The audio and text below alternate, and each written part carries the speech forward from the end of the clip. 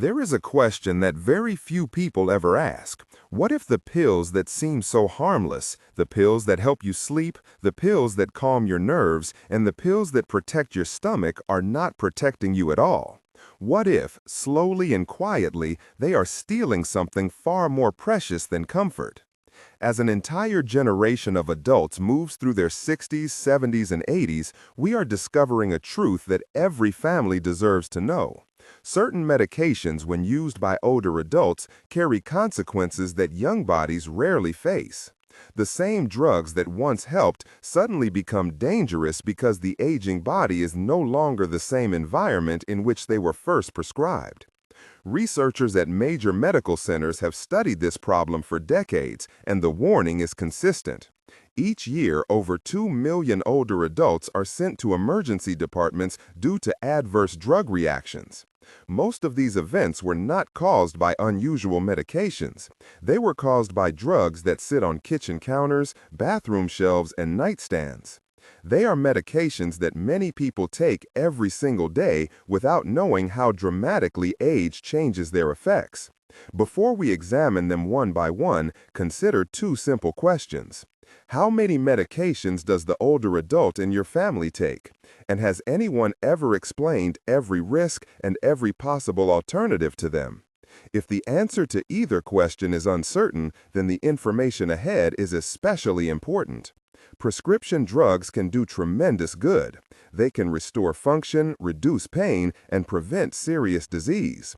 But the same medications can also create confusion, increase fall risk, interfere with memory, and weaken independence. The difference lies in how they are used, how long they are used, and how aging changes everything. Let us begin with the first medication class that deserves attention. Number 5, opioid analgesics. Opioid pain medications have been part of medical treatment for decades. They were developed for situations that demand strong relief, acute injuries, cancer pain, post-operative recovery. Yet over the years, many older adults found themselves taking these drugs for chronic pain that did not improve. Names change, brands change, but the effects remain. These medications slow reaction time, cause dizziness, weaken balance, and can cloud thinking. In younger adults, these effects are often mild. In older adults, they can be life-altering. Researchers studying emergency departments have observed a dramatic pattern.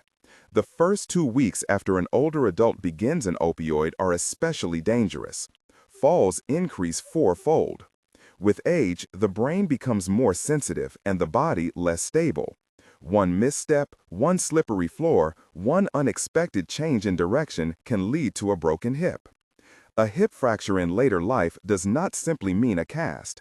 It often means surgery, hospital stays, rehabilitation, loss of independence, and in far too many cases, death within the following year. The challenge becomes even greater during long-term use. The brain adapts to the constant presence of the drug. Pain signals become louder, not quieter. Tolerance develops and doses rise.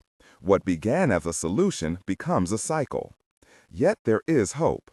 Pain can be treated from multiple directions. Physical therapy strengthens joints and muscles. Cognitive approaches change the way the brain interprets pain signals. Gentle movement practices such as walking, stretching, and aquatic exercise reduce stiffness. Some individuals benefit from topical treatments that act locally without affecting the brain. When opioids are necessary, they must be monitored closely, used at the lowest effective dose, and tapered slowly when the time is right. But most importantly, pain should never be treated automatically. It deserves evaluation, because sometimes the real cause can be treated directly. Number 4, nighttime sedatives and sleep formulas.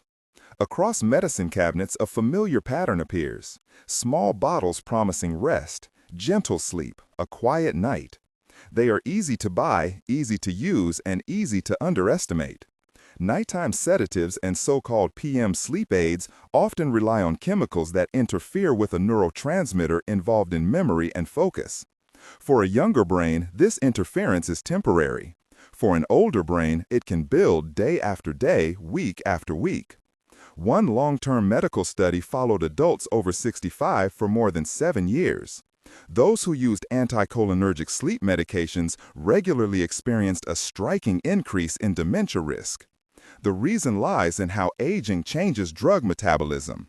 The same tablet that leaves a younger person's system within hours can remain active all night and into the next day in someone over 65. Morning brings grogginess, delayed reflexes, and fragile balance. The next night, another pill is taken. A cycle forms, not of restoration, but of accumulating burden. There are safer paths. The most successful long-term treatment for insomnia does not come from a pill bottle. Cognitive behavioral strategies teach the brain to sleep again. They work by changing habits, adjusting schedules, managing light exposure, reducing evening stimulation, and retraining the sleep cycle itself.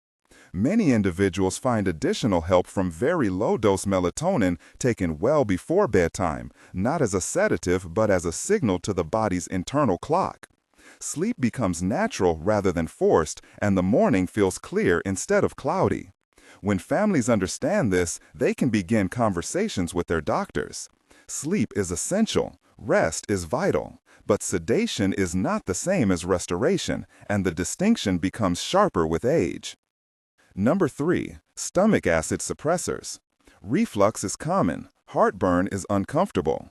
Many people reach for medications that reduce stomach acid, often without realizing how deeply the digestive system depends on that acid.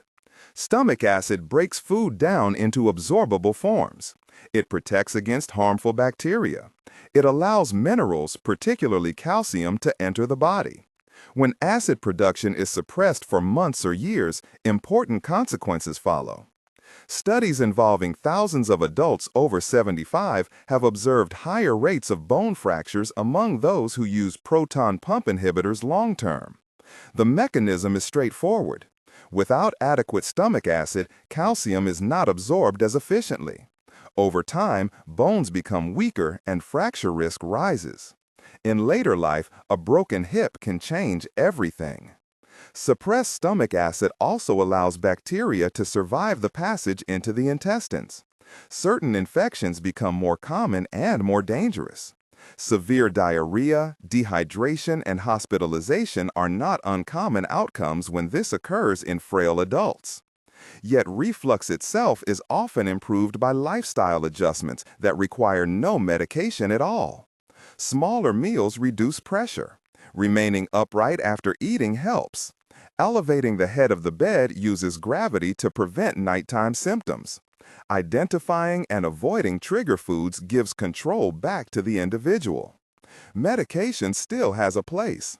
Short-term treatment for severe symptoms or ulcers can be life-saving. The key is duration. If acid suppressors are needed, lowest effective dosing and gradual tapering under medical supervision protect safety. Many people discover they feel better once their bodies resume normal digestion. Number 2. Tranquilizers and calming drugs.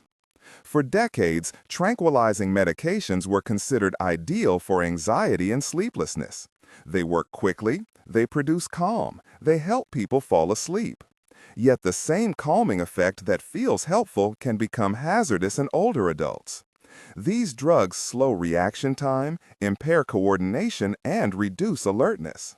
They increase confusion and disorientation. Most importantly, they interfere with the ability to catch oneself from a stumble or maintain stability when changing direction. The scientific evidence is clear. Older adults who use these medications have a substantially higher risk of falls and a higher risk of cognitive decline. Many people continue taking them for years because stopping suddenly is unsafe. The body adapts. The brain expects the drug. Withdrawal can be severe, and discontinuation must be slow, gentle, and medically supervised. There are healthier ways to support the mind. Techniques that strengthen the nervous system from within are proven and accessible. Moderate physical activity releases natural calming chemicals. Mindfulness practices teach the brain to regulate internal states. Talking therapies help reshape thought patterns that fuel anxiety. These approaches build capacity rather than create reliance. Tranquilizers were never designed for long-term daily use. They were meant for short periods. When the goal becomes restoring independence rather than sedating discomfort, treatment plans change. Doctors and patients can work together to reduce doses gradually, support sleep, and strengthen emotional resilience.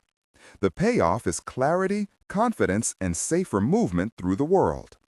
Number 1. Bladder control medications. Among all medication classes used by older adults, one category has drawn special attention. Drugs prescribed for bladder urgency can improve symptoms dramatically.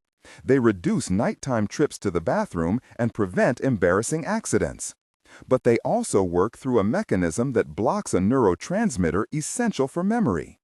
These medications cross into the brain and interrupt signals needed for attention and recall.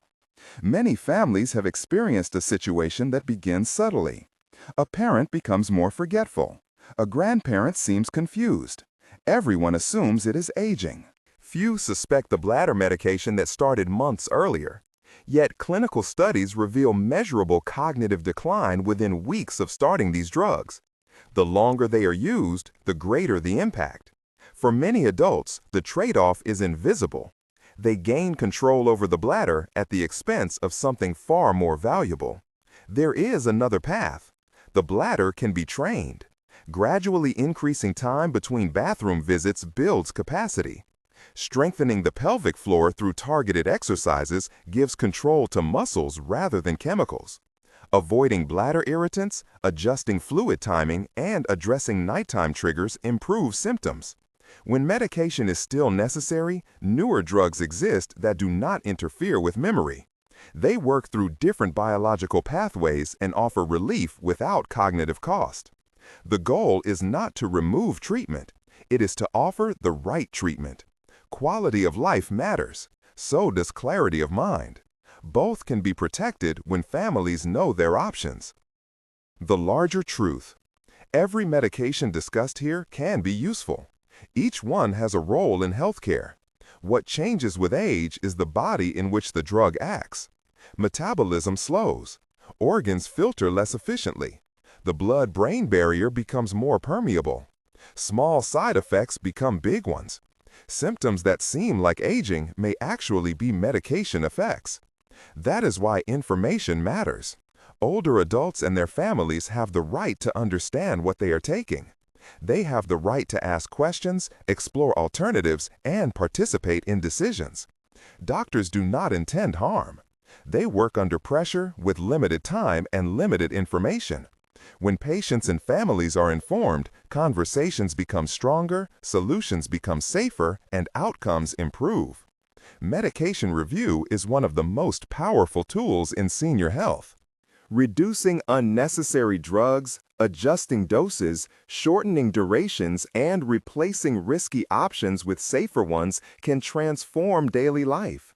It can improve balance, sharpen thinking, and restore independence. Share this knowledge with someone who might need it. The topic can feel uncomfortable, but the stakes are too high to remain silent. Protecting the minds and bodies of older adults requires attention, compassion, and courage. The reward is dignity, safety, and a life lived with clarity. Stay safe, stay informed, and always discuss any medication changes with a healthcare provider. Professional.